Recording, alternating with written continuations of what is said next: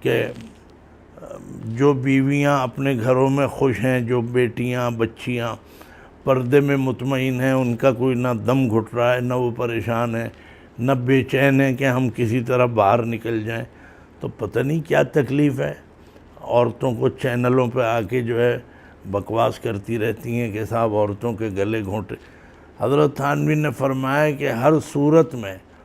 مردوں کو اپنی بیویوں کی قدر کرنا چاہیے، ہر صورت میں۔ ایک تو بیوی ہونے کی وجہ سے کہ وہ ان کے ہاتھ میں قید ہے،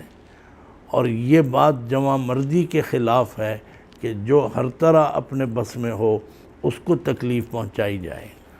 دوسرے دین کی وجہ سے، کیونکہ تم مسلمان ہو وہ بھی مسلمان ہیں، جیسے تم دین کے کام کرتے ہو وہ بھی کرتی ہیں، اور یہ کسی کو معلوم نہیں کہ دین کے اعتبار سے اللہ تعالیٰ کے نزدیک کون زیادہ مقبول ہے۔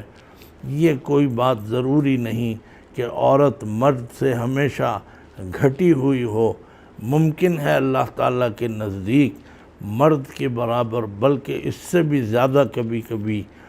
ممکن ہے عورت کا مقام ہو، تو عورتوں کو حقیر اور ذلیل نہیں سمجھنا چاہیے۔ اللہ تعالیٰ بے کس اور مجبور اور شکستہ دل کا تھوڑا سا عمل بھی مقبول فرما لیتے ہیں اور اس کے درجے بڑھا دیتے ہیں۔ اور یہ بات ذہن میں رکھیے گا کہ یہ این جی اوز زیادہ تر، سب نہیں، زیادہ تر مطلب یہ کہ 95% ان کا یہی کام ہے، یا جو ہماری بڑی اصلاح معاشرہ کے نام سے جو عورتیں اور عورتوں کے حقوق کے حوالے سے سنگھار پٹار کر کے اور سرخیاں اور ویل ڈریسڈ ہو کے عورتوں کو حقوق دلانے کی بات کرتی ہیں، وہ یہ تاثر دیتی ہیں کہ عورتوں کو ہم ہی حقوق دلا سکتے ہیں، ورنہ اس نعوذ باللہ مولویوں نے، دیندار لوگوں نے، اور صاحب نعوذ باللہ مذہب نے تو بڑا ان کا گلا گھونٹ کے رکھا ہے۔ یاد رکھیے جتنا حق سرکار دو عالم صلی اللہ علیہ وسلم نے ایک عورت کا اور عورتوں کا رکھا ہے، اور عورتیں بھی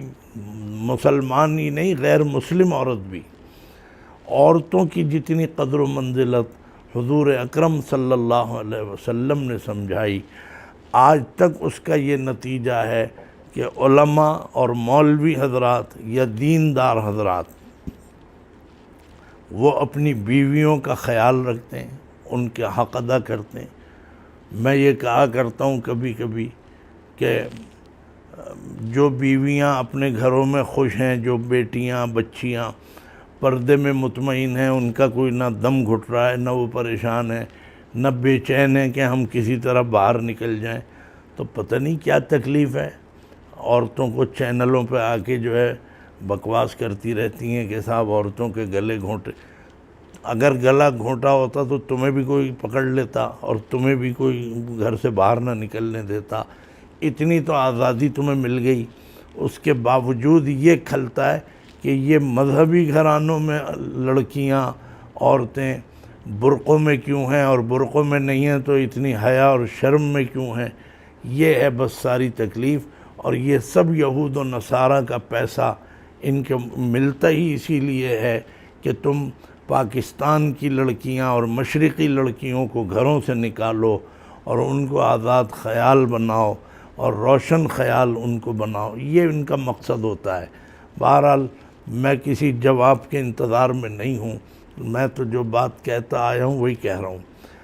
لیکن دینی اور مذہبی گھرانوں میں اور علماء اور عالم اپنی بیویوں کی جتنی قدر کرتے ہیں، یہ اثر ہے اس بات کا کہ جو سرکار دو عالم صلی اللہ علیہ وسلم نے بیوی عورت کو جتنا تحفظ دیا ہے، یہ اس کا اثر ہے۔ وہ بیوی کا خیال رکھتے ہیں جو جائز ہے اور شریعت کے مطابق ہے، اور آس پاس میں گھر والے کوئی بھی، ساس بھی ہو سکتی ہے ایسی اور کوئی بھی ہو سکتا ہے، وہ یہ کہتے ہیں کہ دیکھنا کیسا زن مرید ہے، بیوی کا غلام بنا ہوا ہے۔ یہ غلامی بری نہیں ہے، اگر بیوی خوش رہے اور بیوی کی صحت قائم رہے اور اس کی دلجوئی ہو تو غلامی ہو یا کچھ بھی کہو، لیکن یہ شریعت کے تقاضے ہیں۔ اور جہاں اس کے خلاف ہوتا ہے، کسی قاری نے اپنی بیوی کو مارا، کسی مولوی نے ان کو تو ہائی لائٹ کرتے ہی رہتے ہیں لوگ، یہ نہیں بتاتے کہ جو دوسرے اداروں میں کام کرنے والے بڑے بڑے عہدے اور منصب لیے بیٹھے ہیں، جب وہ بیویوں پر ظلم و ستم ڈھاتے ہیں تو اس کو چھپایا جاتا ہے، اس کو میڈیا چھپاتا ہے، اخبار بھی چھپا، اور کہیں کسی قاری نے کوئی حرکت کر دی تو اس کو ہائی لائٹ کرتے ہیں، صرف یہ بتانے کے لیے کہ یہ ہیں جی مذہبی لوگ جنہوں نے عورتوں پر ظلم کیا ہے۔